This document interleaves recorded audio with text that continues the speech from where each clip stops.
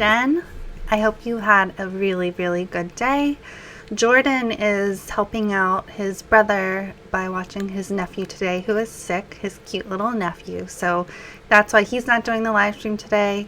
And I have a lot on my plate today. I'm actually working on some things in the background with business planning and things like that. So I can't do a live stream either. So that's why we're doing this premiere. But we've got lots and lots of great content for you. I'm going to show you something I recorded the other day about the water problems in Denmark, South Carolina, where Bernie has, Bernie's talked about this. He's actually gone down there. He's seen the problem. There's dark sediment in their water, and they had this terrible chemical called HaloSan added to their water for 10 years, a chemical that is not supposed to be used in drinking water, and for some reason it was approved by the state, and it potentially has caused many, many health problems for the people of Denmark, South Carolina. So I'm going to show you my reporting on that. I'll also show you some more reporting by Marquis Ealy, our new reporter, and it's fantastic stuff. He was on the road with Bernie this past weekend, and you'll see a lot of what Berners have to say about the state of our politics and elections and why they're voting for Bernie, what they think about absolutely everything. Marcus is just a phenomenal interviewer, and his interviewees are equally as fantastic. So enjoy that. While I have you here, please like this live stream. Find the thumbs up symbol right below my head and smash it, smash it, smash it. Then I'd also like you to share this video, please, so more people see it. And people sometimes ask why we want you to smash the like button, like why it matters so much. And it's because YouTube has an algorithm, and the more people who like the video, the more people see the video, because YouTube then kind of pushes it up to the forefront. So do that for us, pretty please. Also, we're doing a membership drive because Jordan actually put forward the money to take on Marcus himself. He put forward the money to hire him on, and so we're actually, and by the way, Jordan doesn't generally take money at all from Status Coup. Like, he doesn't take a salary or anything like that. Occasionally he'll like when YouTube earnings come in, he might take some of that, but usually not. So that's why it's so important for us to raise the money for Marcus via membership drives and via our GoFundMe, because Jordan obviously can't fund the company himself, especially if he's not earning money. So please, if you're not a sustaining member of Status Coup yet, please go to statuscoup.com/join and become one. There are lots of great perks.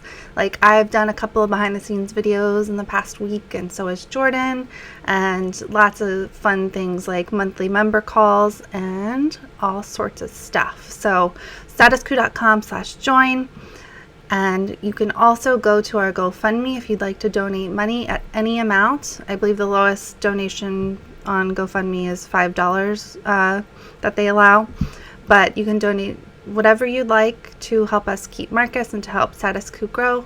Go to gofundme.com/status-coup-news. Okay, enjoy the content today. Chat it up in the live stream chat. I will be there in the chat with you.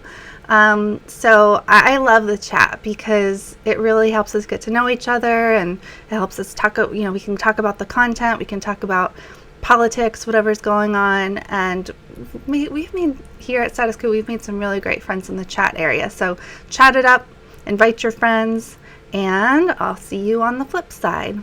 Bye-bye. Stay tuned for the reporting. Hey there, Jen here. Unfortunately, coming to you with a sad story today. There's another water crisis that is not new, but it is newly coming into the news thanks to Bernie Sanders, and it's in Denmark, South Carolina, and it has to do with aging pipes and infrastructure. Just like all over the country, we have that problem, but it also has to do with an unfortunate chemical that has been added to the water source for 10 years.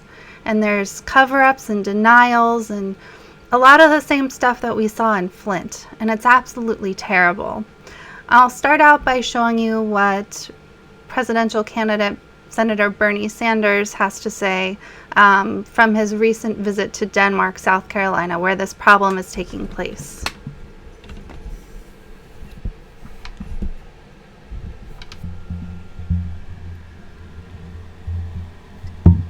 On the water, right, and this came out. Right.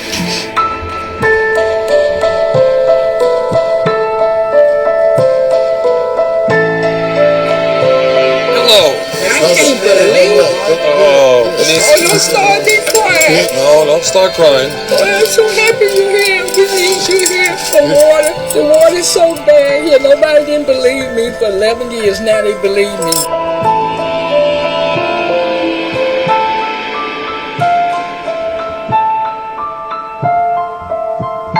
Come out. See how pretty clear it is? See This that? is what settles at the And bottom. it cells. Just imagine when you put it through like this. We've been fighting the water crisis here since 2009. We have to travel to get the water from our spring. Close to 24 miles to get water.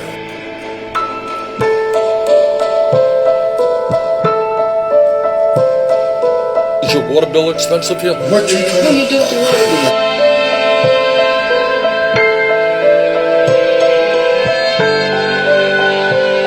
It causes blindness. It make the orderly side bleeds. It bleeds when you don't know it. It make it start rotting.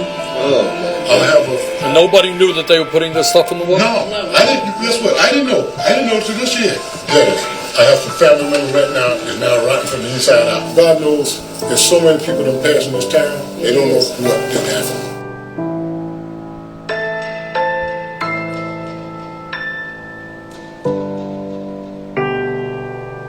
See what it said about the water right here? Wasn't EPA approved? Wasn't approved. No water treatment plant? No water treatment plant. Not here. We paying for poison water. Single cities, the babies, all of us. We breaking out from the water. I have a level lady in me, and that's how we found out like that something's wrong with the water. People's dying around here, and a lot of people can't go to Hill and Spring to get water. They don't have no car. Some of them can't even afford to buy water.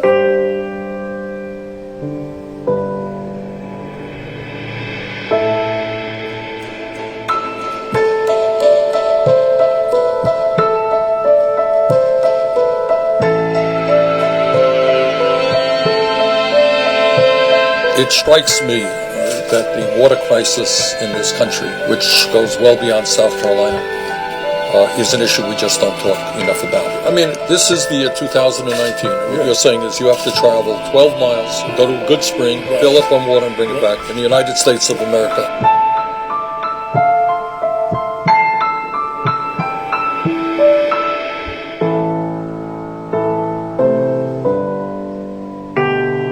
If anyone thinks this is just the South Carolina issue, you are dead wrong. This is an American issue, and more the water that people are drinking is polluted. We have got to address it.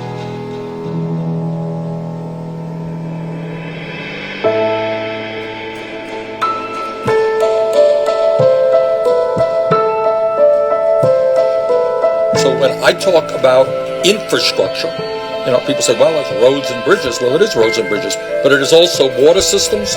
It is wastewater plants. It is not a radical idea to say that in the 21st century, people in the wealthiest nation on earth should be able to drink water that is clean and does not make them sick.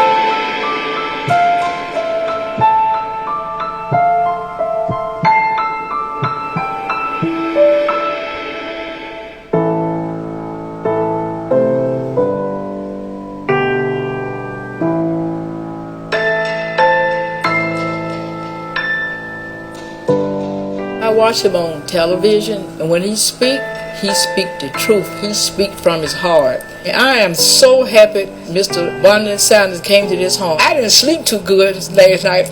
I was so excited he was coming here. I can't wait till he walk in my door. So there you have a family who's been dealing with this for 10 years. Hold on, let me cancel Mr. Danny DeVito's coming up next year. This family has been dealing with this for 10 years, and they haven't really gotten anyone to pay attention. In 2008, there were a slew of articles that came out. You know, CNN was on the story in 2018. But since then, not much has been made of it until Bernie Sanders brought it back out into the spotlight. So one thing is that you are definitely seeing echoes of Flint here. That's an African American family, and let me show you the demographics of Denmark, South Carolina. So Denmark, South Carolina, as of the 2000 census, has 3,328 people, and it is 85.91% African American. So I say that statistic right off the top to show you, to tell you, to make it clear that this is yet another city where it is racism for water. It's insane. If this were a wealthy white community, this problem would have been taken care of immediately. There's a lot of things I'll go into about the details of this particular water problem, but it has to be made clear that if this were a wealthy white neighborhood, it would have been taken care of. Instead, this is a very heavily African American population in Denmark, South Carolina, and perhaps, most likely, absolutely, that's the reason why that this has not been taken care of. And I'll go through a lot of the health issues and things like that. Actually, let me pull that up right now, the health concerns. So let me go into what happened, the health concerns, all of that. 1 second here. I'm pulling up my notes. So this is, again, Denmark, South Carolina, where workers injected a little-known chemical into the water for 10 years. And CNN, when they did their investigation, they FOIA'd information and found that the state government was adding something called HaloSan to one of the city's 4 wells. And they were trying to regulate naturally occurring iron bacteria, which can leave red stains and rust-like deposits in the water. So they were trying to counteract the bacteria, but as you'll find out, there are a lot of health concerns associated with this. And EPA officials have said that HaloSan is not approved for use in drinking water systems. And this HaloSan is usually found used as a disinfectant for pools and spas. And CNN, when they did their investigation, they could not find another instance where HaloSan was used in a drinking water system. And again, it shouldn't be, because it's not approved for use by that for the EPA. Now, what people are finding, the symptoms people are dealing with, is itching in the shower, which is a lot of what we saw in Flint as well, hair falling out. And one woman, she lived in Denmark, and she had the itching and the hair falling out, and she has a bald spot now. But as soon as she moved to Orangeburg, a town or a city called Orangeburg, that stopped for her. So she had to leave behind the house that she bought with her life savings and move somewhere else because the water was so bad. And a doctor said that Denmark's water supply apparently was causing a skin ailment known as dermatitis in several citizens. And this doctor's name is Dr. Gail D. Washington. And she wrote Bakari Sellers, actually, in February 23rd, 2010, saying, "Unfortunately, there are several patients that I have treated that have the same complaint. The dermatitis is believed to be caused by the water supply in Denmark." And in addition to the hair falling out, the itches, there can be skin discoloration, blistering, hives, welts, bleeding, eye pain, eye swelling. And as of 2018, there were at least a group of 40 residents that were kind of on top of this and believe the water is to blame for their illnesses and the maladies that they're suffering from. And what people are seeing from the tap is dark brown water, like you saw in that Bernie Sanders video. And some residents are complaining of foul-smelling, discolored water that stains their sinks and even messes up their clothes when they're washing their clothes. And it's a brown, muddy color when people are taking these samples from their taps. So you can see the particles in the water. Even if it looks kind of clear, when you shake it up, you can see the particles moving around. And one resident in particular reported, his name is Eugene Smith, he reported that unsafe levels of lead were found in his tap water at one point. And as you saw in the video, the man had lead in his blood, which is terrible. So many residents, as a result of this, are having to drive to another well system 20 miles away, or 20 minutes away, I believe it's 8 miles actually, to Blackville, where they fill up jugs rather than drink what comes from their taps. And they don't believe that they can rely on the South Carolina Department of Health and Environmental Control to give them any straight answers at all. Now there are lawsuits. Some residents are so upset that they've hired lawyers. And as I mentioned, Bakari Sellers, a former state rep who grew up in Denmark, is among the attorneys who filed suit. Sellers said he is not surprised by the HaloSan questions, given Denmark's track record. And while he was a state representative, Sellers pushed unsuccessfully for a regional water system to include Denmark because the water system was so bad. So this has been going on for a long, long time. And in Denmark has failed 8 of 25 state water system inspections since 2005. Including in 2018, which found 4 major problems. There were even ants swirling around in the water system. And in 2009, city council member from Denmark showed that the public works director warned of problems, and he said the small city's chlorine cylinders were in such bad shape that they were leaking, that it was leaking, which can be life-threatening. So DHEC has fined Denmark $4,200 in the past decade for problems with its drinking water, which is actually well below what they could have fined them. So we have people getting sick. We have people having to drive a great distance. We have lawsuits coming. And then we have this HaloSan. So what is this HaloSan, this chemical that was put into the water for 10 years? So it's, as I said, usually used as a disinfectant for pools and spas, and it can cause all of the problems we talked about, skin and eye problems. And state regulators have said they consider HaloSan to be harmless despite all of the reported health effects. And South Carolina regulators have been unable to show how much of the chemical was injected into the water from 2008 until this year, but Clemson pesticide regulators have ordered the city to quit using it. So at least they've had to stop using this HaloSan, which they use to correct one problem, even the bacteria, even though it wasn't EPA approved to be used for drinking water. North Carolina officials banned the use of HaloSan in 2006 in drinking water because they were afraid of the buildup of toxic chemicals in the drinking water. So obviously South Carolina should have followed suit. HaloSan is advertised as an aid in cleaning wells to prevent clogs that would make wells less productive. So there's kind of some cover-ups here. South Carolina officials say that they thought it was okay to approve the use of HaloSan because of the way it was advertised. And so the company that makes HaloSan, Berry Systems, is culpable here as well because of the way they advertised. So that doesn't excuse South Carolina at all, and they should not have approved this chemical.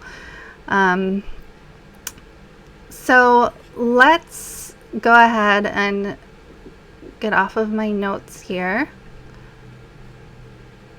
One second. Sorry. Closing my notes, which you can't see. Ha ha ha. Let's close my notes and I'll go through an article written by the state. And actually a lot of my notes came from what I found from CNN, their reporting, and the state, their reporting. And the state is a South Carolina paper or online news. Itchy skin, hair loss, and uncertainty. What's in South Carolina city's water? Denmark, South Carolina. And this, under this video here, It says the city of Denmark, South Carolina shut down a well supplying water to its 3,300 residents, and lawyers are pursuing lawsuits in the latest problem with the town's water supply. And I won't read all of this because it's a very long article, and I kind of summarized it in my notes for you there. After moving into an old home in Denmark 4 years ago, Palmer Williams says her skin began to itch almost every time she took a shower. Then, Williams said, her hair began falling out. Already frustrated with the dark brown water that gushed from her tap, Williams moved away earlier this year, no longer willing to stay in the 2,500 square foot home she spent her life savings to repair. Today, Williams has a bald spot on her scalp and a hole in her pocket.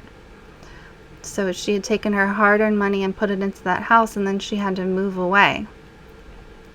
The issue with the water has attracted national attention, sparked handouts of bottled water, and prompted 2 lawsuits in the past month. And keep in mind, this was written November 30th, 2018. There isn't much new news about this. I expect there will be now that Bernie Sanders has brought it back to the forefront.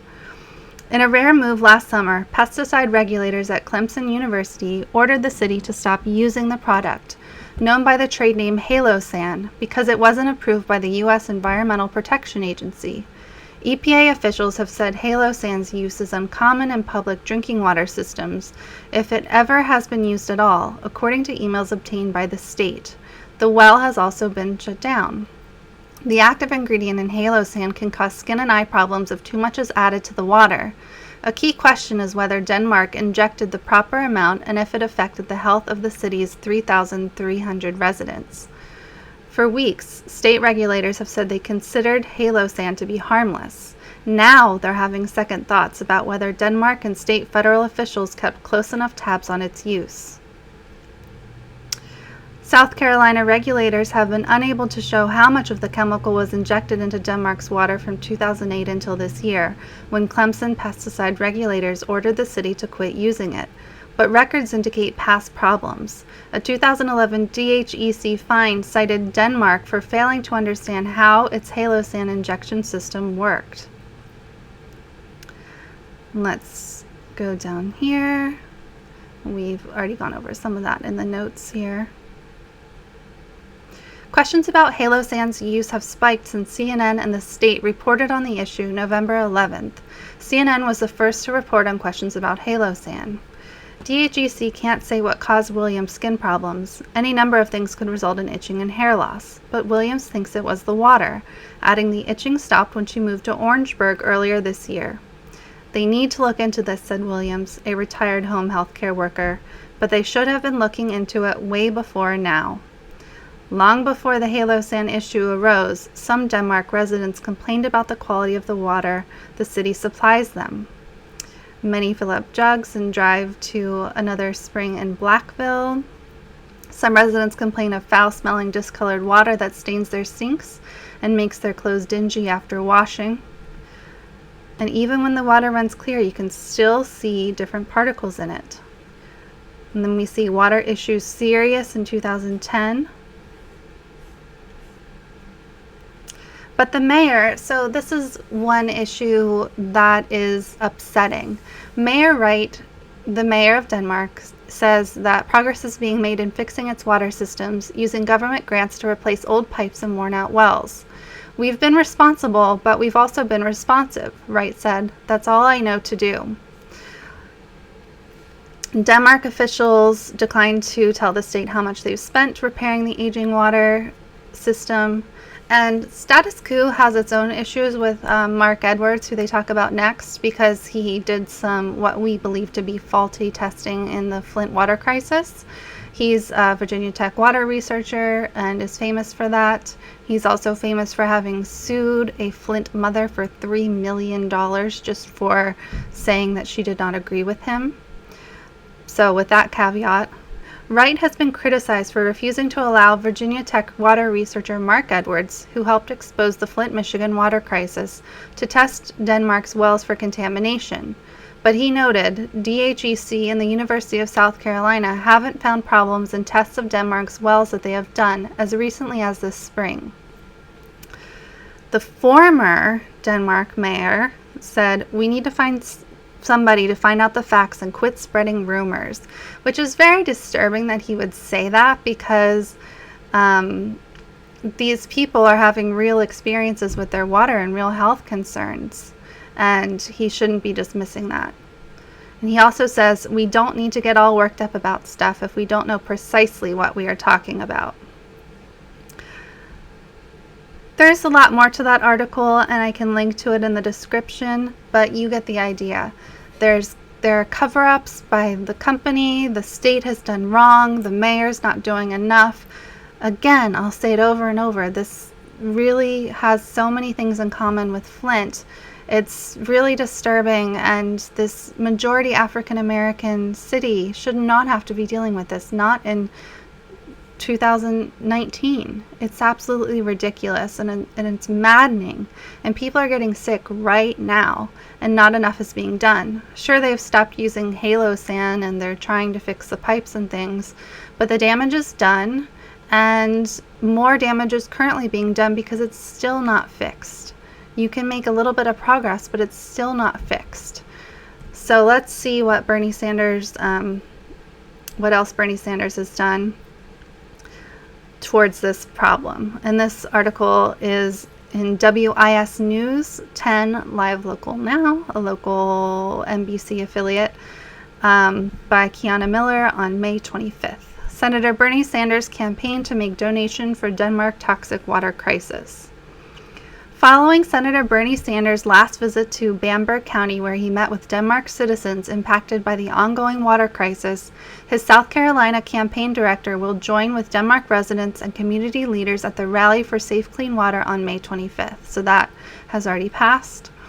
Bernie 2020 South Carolina State Director, I'm going to try to pronounce this name correctly, Wadjo Campbell, will be at the rally from 7 p.m. to 9 p.m., delivering 500 cases of bottled water donated by Senator Bernie Sanders in his campaign to help ease the burden of families in Denmark facing the constant threat of toxic water. This is America in 2019, Senator Sanders said last week after visiting Denmark residents Paula Brown and Eugene Smith and seeing how the ongoing crisis is impacting families firsthand. You would think the water coming out of your faucet would not be toxic. Senator Sanders highlighted the federal government's failures to make clean water a national priority, saying, "If you think this is just a South Carolina problem, you're dead wrong. It's an American problem." Senator Sanders' call for immediate action to resolve the crisis was to ensure that all Americans had safe, clean drinking water no matter where they lived. Some folks believe that it's enough to commit to a series of reforms, including creating the Paula Brown Water Project to end the Denmark water crisis once and for all, South Carolina Communications Director Michael Wukela said. But Senator Sanders isn't like most politicians. He met with these families, looked them in the eye, and saw that they can't wait another year and a half for relief. They need help now, and that's why he personally donated 500 cases of bottled water to help ease their burden. That's the kind of leader he is. Status Coup will stay on this story. I've mentioned that more information needs to come out, more investigative reporting needs to be done, and that's what we'll be doing. We'll be contacting officials, we'll be trying to get documents to see what's been done, what needs to be done, because the reporting honestly needs to be updated on this story, and Status Coup is on it. So stay safe out there. I drink filtered water in my neighborhood, and I believe that you should too, because things like this are unfortunately happening all over the country, and you don't always get the sediment and the visual effects of the water to know that it's unsafe. So keep yourself safe and keep watching back for Status Coup. This has been Jen, and I'll talk to you later. Hey, it's Jen, and I'm here to talk about some of the things that we use your donations and your membership fees for Status Coup. First and foremost, we use them to go out into the field and report on stories that no one else is reporting on, such as Flint, Chicago, Seattle, Vancouver, a lot of the different places that we've gone. That's exactly where your money goes. And it also goes to pay me and Ty and Colin, and sometimes Jordan takes some money, but we're not at the point yet where he can take a regular kind of salary. But once we're at that point, he will be, because he needs to. He can't live off of his savings forever. And the money goes quickly. It takes a lot of money to run a startup, to start a startup in the first place, and for all the tools that go on in the background. I have certain needs for marketing, for example, like some research tools and some social media tools and things like that. But I want to make it very clear that we're extremely frugal with your donations and your money. We carefully vet everything we buy. We make sure it's absolutely necessary. And we just want to make sure that we put out good news. And that does take money. So sometimes people get a little frustrated if we push fundraising too much, and we really don't mean to, we promise. It's just that we really are dedicated to those stories, the Flints and the Chicagos and the Seattles and the pipelines in Virginia, and all the stories we've covered and all the stories we've yet to cover. And so it takes funding, and so that's why we do it. We don't do it because we want to make oodles and noodles of money. If we wanted to make a ton of money, honestly, this isn't the line of business we'd be in. Jordan has turned down 6-figure opportunities to work for other journalism companies because he really believes in being independent and status quo. I used to make quite a bit more money ghostwriting and copywriting and marketing and what I used to do. But we are here because we believe so strongly in status quo. We believe in delivering the very best news to you. And we so appreciate you because we know that you appreciate us, because we hear it all the time. We get emails saying so. We hear you on the live chats, all that. And not to mention, we've tried to make sure that you get some really, really great stuff when you subscribe to become a member at statusquo.com/join. You get tons of great member perks like monthly video calls and behind-the-scenes video diaries. We'll just talk about whatever's on our mind, what's going on behind the scenes that we don't share with the general public, and behind-the-scenes travel photos and behind the scenes travel videos and all sorts of things depending on the membership level you've chosen. GoFundMe, really we've dedicated that towards the cost of travel, which is a lot, unfortunately. And even when we're extremely frugal and, ask Priceline, I'm their number one gal. I'm always on Priceline trying to find the best deals for absolutely everything. But so it's like a mutual beneficial relationship. We want to deliver the news that you want. We want to give you tons and tons and tons and tons and tons and tons of great stuff for being a member. So please, please join at statusquo.com/join. And please, if you want to help us get out into the field and travel to those places that no other news organization is traveling to, then please help us out at our GoFundMe. That's gofundme.com/status-coup-news. And we'll put those in our description area and in our chat box depending on when you're watching this video. But we don't mean to beg. We don't want to come across as begging, but we can't do this without you. We need you to do this, and I think that's what makes us really special and able to deliver the true independent news that you crave. Marquis Ealy here at the Big Ideas Forum for Move On. I'm here with Aziza, and the Democratic Party likes to talk a lot of nonsense all the time about we support women of color, we're here from women of color, but when it comes time to create space for them to talk about issues, the issues that are bothering them, the issues that they need to have space for, they're never there to show up. They want to hide behind these candidates, and they want to hide behind folks that are problematic just because they got a black face. You know what I mean? And I just wanted to make sure that I gave folks like Aziza some time to speak up on the issues they're worried about. You were telling me you're not really like an activist like that. They brought you here because you experience it. You have the lived experience. So can you talk about the issues that are important to you and what you're looking for out of the next president?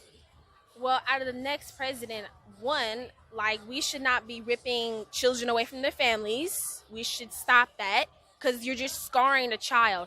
A child needs his mom, it needs his dad, because that's the kind of bond that helps a child like grow up and like make all kind of amazing things. When you rip a child away from their family, you scarring the child. You are not helping a child. See, Trump's like, oh, I'm helping this kid grow up to be the best they can. Oh yeah, ripping children away from their families is perfect. Just like, no, what are you doing, man? You are, imagine if your kids got ripped away from you. Okay, if you never got to meet or know your kids, like, you would just like, you probably be upset. And that's what's so disrespectful about how all the children that be getting ripped away from their parents, getting beaten in the foster system, like just been getting hurt because, like I was saying, like I was hurt in the foster system. I was just like not, I just felt like so upset. And now seeing Mexican kids getting deported without their parents, and it's just like not okay. I'm just like really disrespected. So I hope the next president does something good about this. Period. Okay. So when we talk about what we're looking for from the next presidential candidate, there's a lot of talk about the economy and how it's doing fantastic right now. But if you ask black and brown, you know what I mean, you ask people of color in general, the stuff we're looking at, and sure there's exceptions to the rule, but the rule is generally it's not that good. Can you talk about like where you're from, the economic issues you're seeing in regular people's lives? The thing that I'm seeing right now is that a lot of people of color are getting like hurt and like arrested because of their color and then because of their gender too. Like there's been gendered like type men and women getting like beaten and even killed because of this. Like it's just really not okay. We need to, so like the next president, he really needs to assess the matter at hand. He needs to find the biggest problem out there and he needs to fix it, because whatever is going on, we need to find that out right now. Okay, all right, definitely. So who are you looking at? What are you looking to hear up on that stage tonight? Like, what is somebody gonna need to say to get your vote? Honestly, just like I'm just wanting to hear all of the problems that need to be assessed with. Like everything that's going on in the world, I want to be hearing that, not just all the things about the president. I need to be hearing about other people's problems. You gonna take me to church right now? Like other people's needs and other people's identities, because like right now it's just like other people's lives are being taken away from them and being like abused and like thinking like they are not like human, and that is not okay. So to get my vote, I need y'all to understand and love and learn the people and not just focus on the president. Because sure, you need to focus on the president, what he's doing, because he needs some brain help up in there. But you also need to focus on the people, because the people make a community. The people make the world, not the president. So, yeah. Yeah, I really like what you said right there about paying attention to the people. You know what I mean? Because like, that's your boss if you're the president. You know what I mean? Not just issues and not just some tweets like we turn on CNN, you turn on Fox, you turn on any of them, it's Trump tweets all day, all night. Flint still ain't got clean water. We ain't talking about that. You know what I mean? Every day there's a mass shooting. You should be covering that every day. They just started talking about climate change. You know what I mean? In my city, there was a trans woman that was shot because some guy shot up a trans bar, and it didn't get covered initially almost at all. It was forgotten. Yeah. It was just like, so like, let's just say like, just like somebody just like walking down the street and like somebody tripped and they don't help that person. That's what that shooting was just basically like about. Oh, just forgetting about it because that person will get back up. No, that person was like, the people were shot and they were like killed. Like, you don't just walk away from that. Mm-hmm. You like pay attention and you try to understand why that person just did that. And you try to get to the bottom of this, because those trans people, they had families, they had homes, they had people that cared about them, and you just thrown it away like it was a piece of paper. Like, what? I don't understand. Yeah. The richest country in the world, supposed to be the most progressive, and we're supposed to be the most powerful. We're supposed to be the shining city on the hill, And what example are we setting? You know? We're setting a non-caring example. That's what we're setting. We're just setting a non.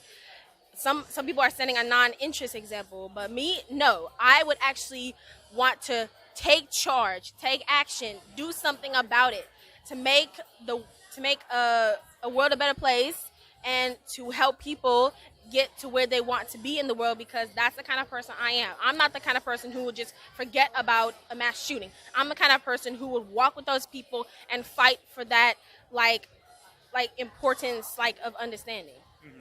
Definitely. I actually live in Las Vegas and like 17 minutes away from the shooting. So, um, I could have been a journalist in that moment, and I was like, no, it's not time for that right now. So I was dispatching my friends to go because there weren't enough cabs. That was one report that was coming out from people that were there, was that there weren't enough cabs. So folks were driving down, and a friend of mine was like, where do I need to go? What hospital I need to go? So I'm like checking on my text messages and whatnot and looking online and texting to them, like, yo, go here. And I will never, ever forget that night. And the next morning, like, there's just a fog that was over the whole city, and I'll never forget that. And that's something that happens, that a lot of people that are in cities of mass shootings that they report, you know what I mean, is that there's just this trauma that comes over the entire city. And we have to think about the trauma that's being done, and those traumas have economic costs. You know what I mean? We like to talk about the costs of different things and how much is maybe Medicare for all or something like that going to cost, but how much is it going to cost to not deal with this trauma? Because these people need therapy now. You know what I mean? Folks got shot. They need it. They need things. They need to get healed up. They got doctor bills now. By not passing this law, you're creating more medical costs. So that's something else to think about as well. But I wanted to kind of transition and pivot because a lot of millennials are becoming very radical and becoming far left, and some of them are outright socialist. I was wondering, you said you weren't super politically inclined, but what are your thoughts on socialism? This part, I'm just saying right now, it's just everybody just needs to open their eyes and just look and just understand about what's going on and just take charge and just do it, really. No, I want to point something out about her answer. She said take charge and just do it. And the thing is, yeah, millennials are okay with socialism. This is something that I've been talking about for a long time. People just want stuff done. They don't care about a label. Yeah. You know what I mean? People want folks to stop killing people. We want police to stop killing people in the street. You know what I mean? If you want that to happen, you gotta take charge and fight to make that stop happening. Yeah. Yeah. And it's not just about, it's about do something. People don't care about a label. They really don't. If a socialist like Alexandria Ocasio-Cortez is the one getting it done, then they're going to be like, yeah, socialism's great because she's doing stuff. They don't care. No, a lot of people aren't into political theory and political junkies like that. I happen to find that stuff interesting. I'm a big nerd for that. But regular folks like her is just no, what gets done? What do we need to do? Oh, socialism's what working? Okay, then we're going with that right now because that's the good idea. And yeah, that's really something that I really wanted to highlight, and I'm glad you said it that way because it just, people are really looking for change right now, and the country's in a real populist mood, and there's a lot going on as far as what people want on the left in the country. These polls consistently show that everything's center left. That's on issue after issue. It's a center left country. And Bernie Sanders is himself and AOC are treated as far left crazy people when in reality if you look at policy, they're what we call post office socialists. They're no more socialist than the post office itself. Well, looks like they're wrapping up in a second, so I'm gonna let you have some last words. But yeah, anything you want to say? You got the platform right now. You got the mic. I wanted to intentionally make space for a woman of color right now. So just whatever you got to say, whatever you want to say, right now, stage is yours. So all I want to say is that when you want something done, take charge and do it. Don't just sit around waiting for somebody else to do it. Don't sit around waiting for the government to do it, for the district to do it. You got to get out there and do it. You got to march with the torch. You got to run with it. You got to fight for what you want, because the people can take charge. The president doesn't want us to stand up.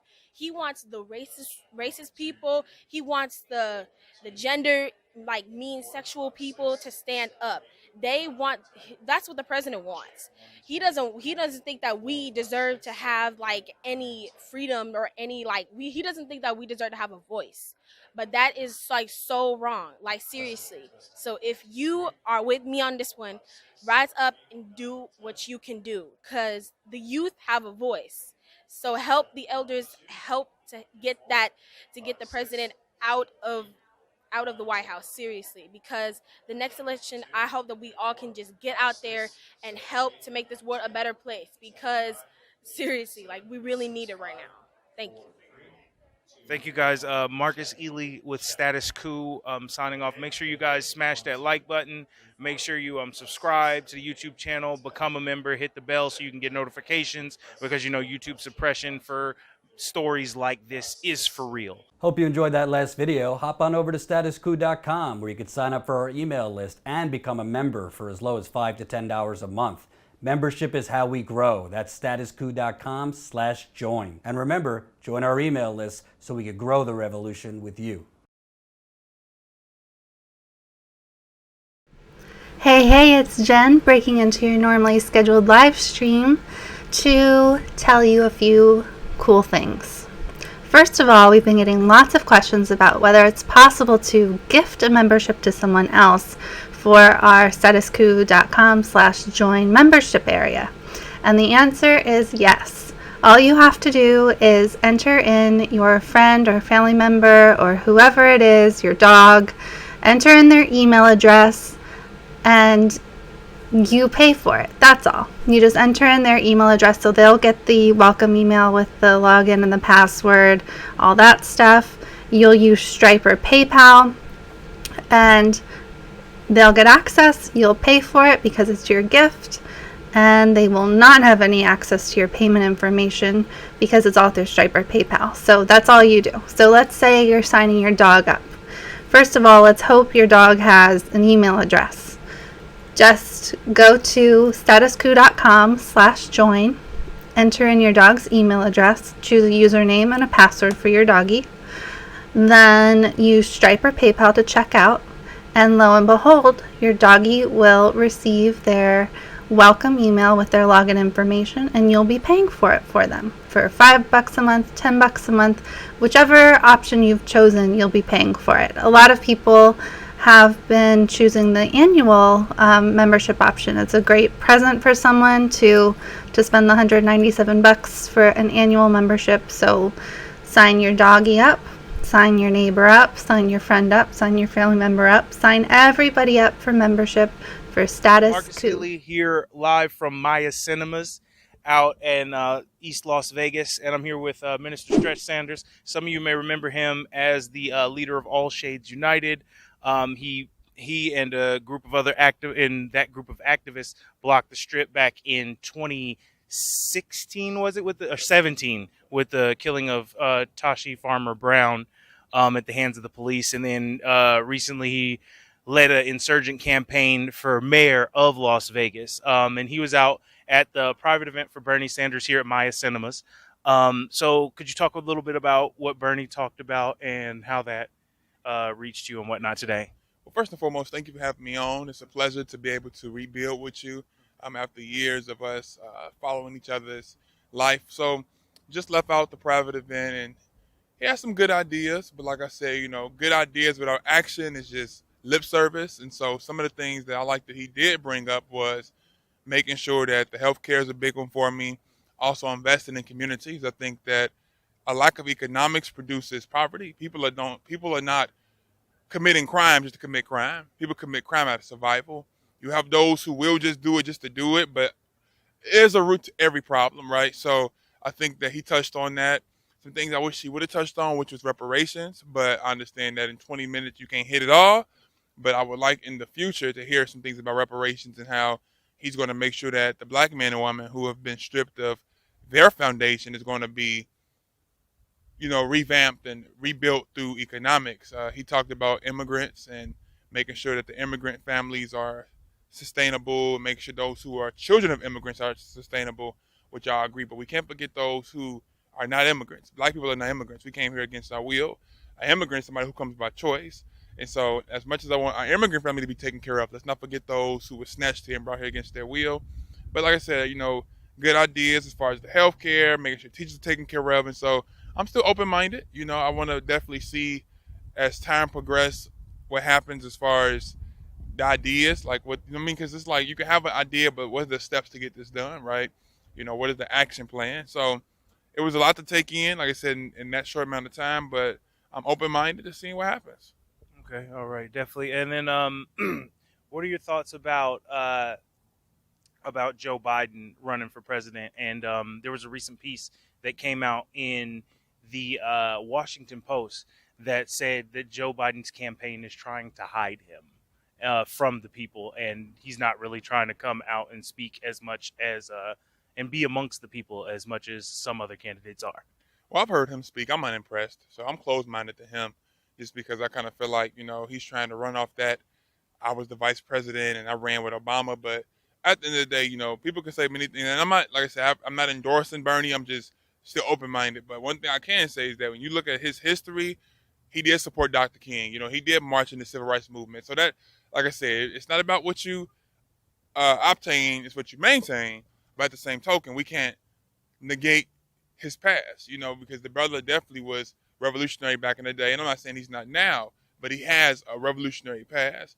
People like Joe Biden, these are individuals who fought against certain rights that we have now, and so I don't even, I'm not saying people can't change, but I'm not impressed because you ran with Obama. That means nothing to me, so I think that my thoughts on him is really I have any. I think that he needs to just kind of take his rest and support those who he may think will be sufficient. But right now, my thoughts, I don't have any thoughts for him because I feel that you judge a tree by the fruit it bears. He hasn't really put out any fruit for us to really judge. And so to judge his tree, he's pretty much going off, I was the vice president for 8 years and I ran with Obama. And so as far as Bernie, like I said, at least we can say that he has done some things when he was mayor of Vermont, when he was in the civil rights movement, that it makes believable what he's saying today. Like, well, okay, this brother said this 50 years ago, so maybe he owned to something. And that's what I look at. I don't look at what you're just saying. Now I look at your track record. Everything you do, your past will follow you. And so if you're talking that talk now, and then I have a past history to back that up, I'm open-minded, because it's like, okay, well, a lot of things he's talking about, he's done. He's 77 years old. So when he was in his 20s and 30s, he was marching. He's putting in work. So you're more open-minded to somebody who has a history of organizing. It sounds more believable than somebody who has no history and who has went against a lot of law. Same thing with John McCain. It was like, this brother was one of the main individuals who were fighting against having King a holiday. But you want us to support your campaign? We look at all of that. That you don't apologize, you don't try to make any reconciliation, you act like nobody remembered. And so, yeah, closed-minded when it comes to Joe Biden. All right, definitely. So, who do you think, who is your candidate choice if Bernie's not on the table? Like, who's the highest up for you right now? Because you said you're not endorsing Bernie right now. But who's the highest up and who's leading for you right now? I don't think I have a lead. I think that I'm open-minded when it comes to Bernie. I'm kind of in between when it comes to Cory Booker. And that's just because by Cory being somebody who is a man of color, there's just a certain expectation. There's a certain level I hold him to. And I was very disappointed with his response on the Breakfast Club in regards to what does a black agenda look like. He kind of like danced around the topic. A black agenda is cool, but we need an American agenda. That wasn't a question. And those type of responses, and obviously people can say, what's the difference between him and Bernie? Well, like Bernie's white, so Bernie's not cut from that cloth. As much as we want people who are progressive whites to understand, they're white. That's not saying they're not open-minded, but they're white. So I expect certain responses. I expect somebody white not really being as embracive to idea like reparations. But somebody who's literally a great-grandchild, etc., of slaves, I don't expect that type of response. You see what I'm saying? You from a cloth. You come from the same cloth. So that was very disappointing. So that's why, like, my my mindset with him is kind of like, is he really ready? Because we don't need another Obama, right? Obama broke down barriers. He gave us the belief that we can have a black president. That's over with. Anybody at this point that's black? You just sparked that in me. What's his name? Eric Michael Dyson. He said Obama's great, and he compared it to Jackie Robinson. He said Jackie Robinson was fantastic. You look at his numbers; they're timeless, they're amazing, and he was a great baseball player. And no, he was a consistently good baseball player. But what I'm waiting on from the next black president, I'm waiting on Willie Mays to come through. Willie Mays broke all kind of records. Willie Mays was the first ballot Hall of Famer.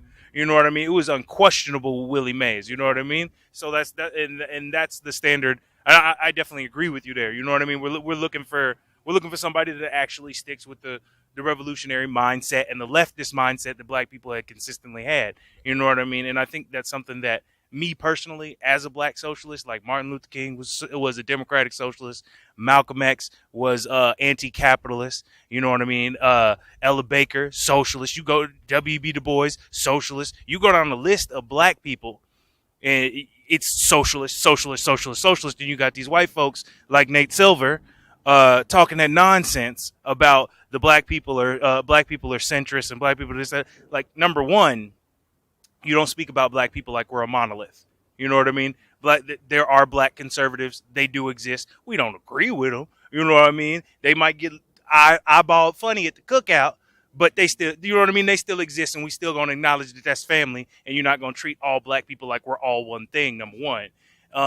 Number two, to me, you know what I mean? It's like, if you're going to say, okay, there's a mainstream idea to black people, at the very least, do your dang homework. You know what I mean? Like, you should know that there's certain people that in every black home, every black grandma's home, it's a picture of them. You know what I mean? And those people had a certain politic, and that politic was leftist. Period. End of story. You know what I mean? And that's just what that was. So to say that black people are centrist is just shows that the only type of black people you deal with are the ones that may have a certain respectability politic about themselves, may have done better for themselves. You might not want to deal with those kind of black people. Maybe you need to do some work on yourself, because saying that there's those kind of black people is real problematic. You know what I mean?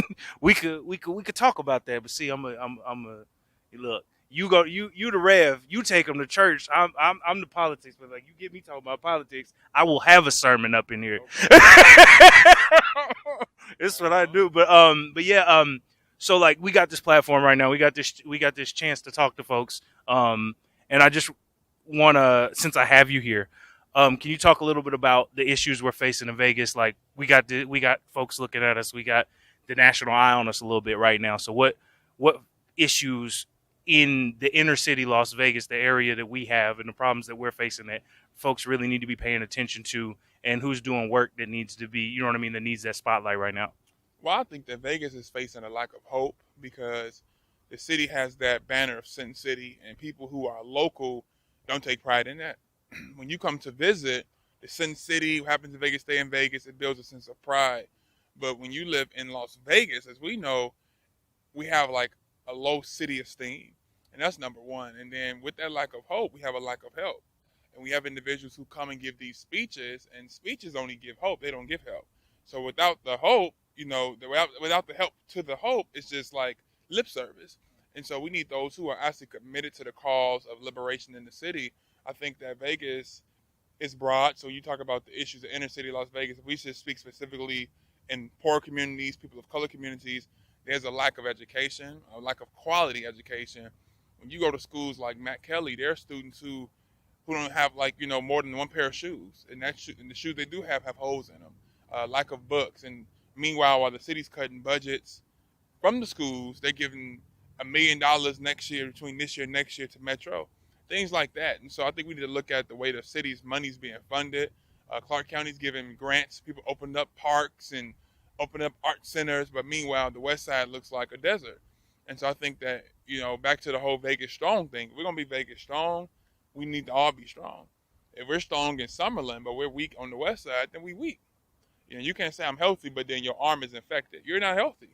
It may not be your stomach or your heart, but if a part of your body is is going through some type of phase or illness, how can you say you're strong? You're not strong right now. You may not be sickly or deadly, but you're not strong. So I think that we need to be Vegas strong for all and dealing with the. Just a little context, because a lot of people might not be from Vegas. The West Side is the historically black area of Vegas, right on the west side of Martin Luther King Boulevard. That is where segregation, the segregated area in the black community was historically. There's a statue to Dr. Martin Luther King there because he came here during the 60s to make the unions accept black people. So that's something that we should think about and remember, that the legacy of the left in America ain't always the cleanest legacy. You know what I mean? And on top of that, there's this problem in all cities, you know what I mean, of the segregation still being a thing. You know what I mean? Especially when we look at schools, especially when we look at where the tax dollars go. I think the segregation, I mean, Chicago is one of the most segregated cities in the world. And so every city is going to be segregated. But I think we need to think about, not being segregated, but having if we're going to be segregated, let's be successfully with the segregation, which would be considered separation. So we're already segregated, but let's make sure that if we're going to be segregated, Chinatown segregation, Koreatown segregation. But the difference between Chinatown, Koreatown, and the West Side is that they own their restaurants, they own their property, they own their land. We're not asking to necessarily not be around other ethnic groups. We're already not living amongst each other, but we're not benefiting off that segregation. You have other communities who come in our communities and they have our restaurants and our towns and our things that make us function. It's owned by another ethnic group. You don't see that in no other community. And so I think that, I believe that preserving culture preserves life. If I want to get Chinese food, I go to Chinatown. If you want to get soul food, you come to Blacktown. But don't come to Blacktown and we got closing schools and we have people in our communities who are running businesses going back to their neighborhoods. And so I've never been one to try to end segregation. I'm just like, let's just make sure we're successful with the segregation, because we're always going to be segregated. And you have communities like on the east side that's more diverse. But end of the day, let's just make sure we have successful neighborhoods. I don't even necessarily put the segregated title on it. But like I said, the area where Matt Kelly is, you have closing schools, you have closing neighborhoods, boarded up homes, vacant lots. We can build. And if I live right up the street from where he's talking about, and I drive home and I see what he's talking about. It's like the old Danny Brown song, field, house, field, house, abandoned house, field, house. You know what I mean? That's basically what we're dealing with over there. Going to Sahara and Halapopai, whatever it's called, they have a Tide gas station. And so we have to look at things like that. How do we get Vegas to be Vegas strong for all? And I think that it's addressing the issues of Las Vegas, and also stop being so blindsided by it's Vegas and, like we've overcome, the thing about it, the Strip was segregated back in 1960. It wasn't until 1961 where it was integrated. It wasn't until the late 70s where we was even allowed to go on the Strip without being stared at and looking crazy. It wasn't until the 80s and 90s till we actually had some actual black people in positions of leadership working in casinos. So we haven't got that far like we think we have. And so we need to understand this is still the Mississippi of the West. And if we want to live in an all-shade society like we believe in, we got to do it the right way. And understanding that if the arm is sick, that means the body is sick. And so right now, Summerlin's healthy, but the West Side and East Side is struggling.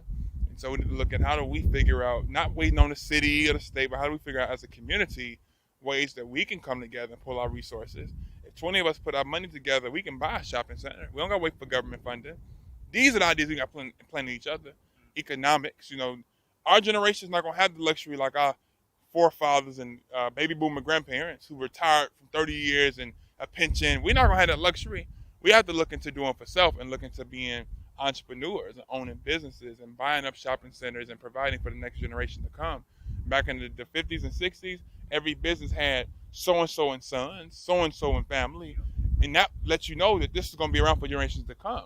As time progressed, we got rid of that. We got to get back to that, building for the future.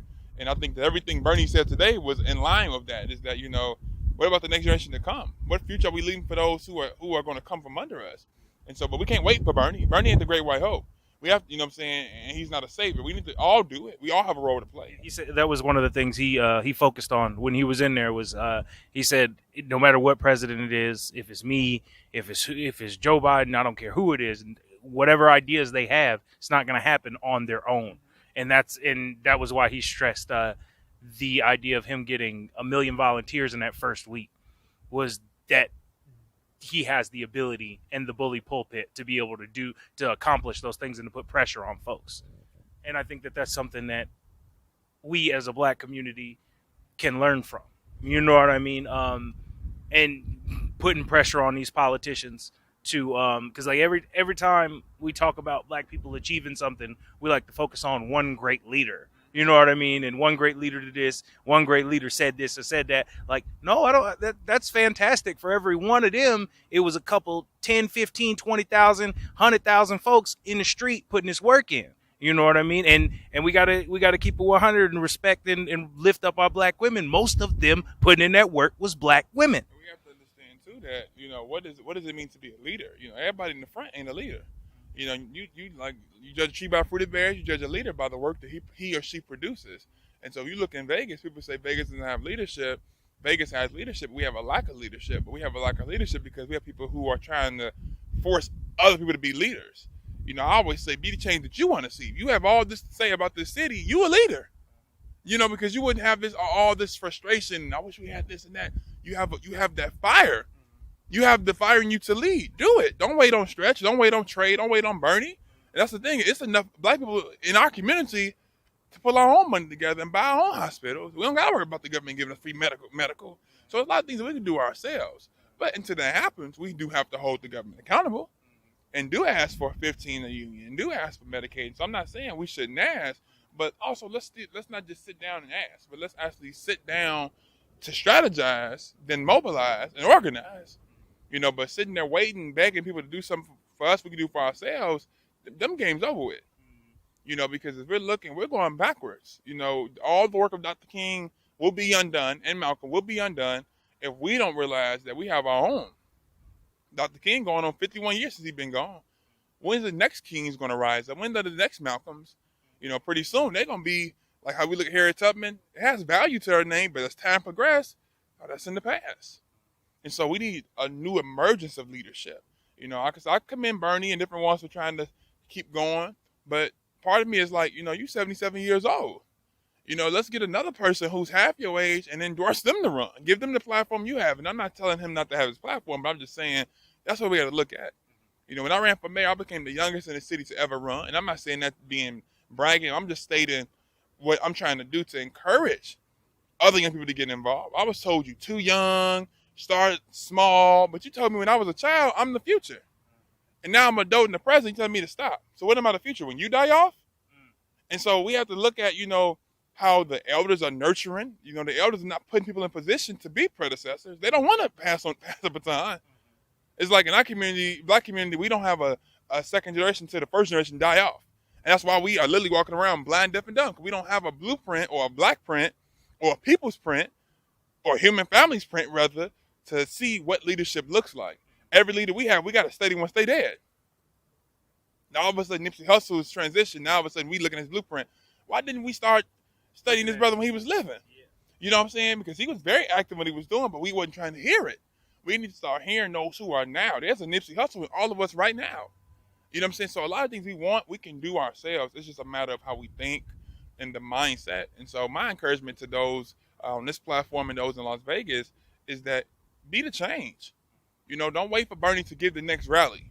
If you want to change this community, you get some people together and y'all go invest and go and feed a child and give them a book.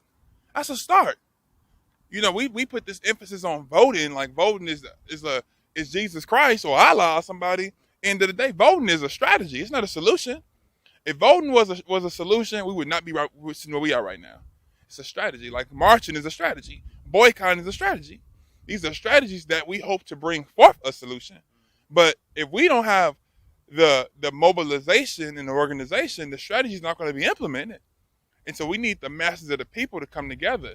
And we can just get 5, that 5 get 10, that 10 get 20, and sit at the table and lay everything on the table, agree to disagree, stop being concerned with who we praying to, who people laying with, and who we not doing, what we are doing, and let's figure out a common agenda as a people, and let's start working it. It's not that hard. And I think that Vegas thinks it's more complex, and because this city is not like Chicago and other cities where history is being preserved, Vegas history is up and it's down.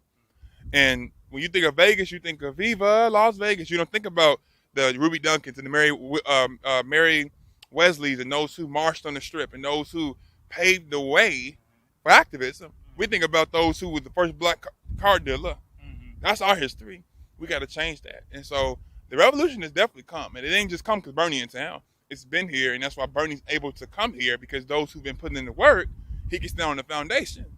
And that's what it's about, laying down the foundation so we can build up those. But my thing is, let's start encouraging those who are 10 and 11. You're a leader. Not when you get grown, you're a leader now. And teach them what leadership looks like. Have integrity. Be honest. Be committed. You've been seeing my face for the last 3-4 years now, consecutively. And that's how it has to be. Vegas people get burned out. And they get burned out because they don't understand this is a marathon. This ain't a sprint. Yeah, the way you just said that, and I kind of want to leave folks with this one because we get 22 minutes now. Brother Cornel West, he says, you can't lead the people if you don't love the people. And you're talking about leadership, and I'm gonna tie this in a little bit with discussions I've had with my wife. Part of love, one of the main parts of love, is showing up consistently, doing the right things consistently. You know what I mean? So part of you can't lead the people if you don't love the people. You can't love the people if you ain't there consistently. If you don't show up all the time. If you talk that mess, you know what I mean, when it's election time, looking at some of y'all, then you know what I mean, then you don't love the people, and we can see it, and it's time up. We can see that now. You know what I mean? We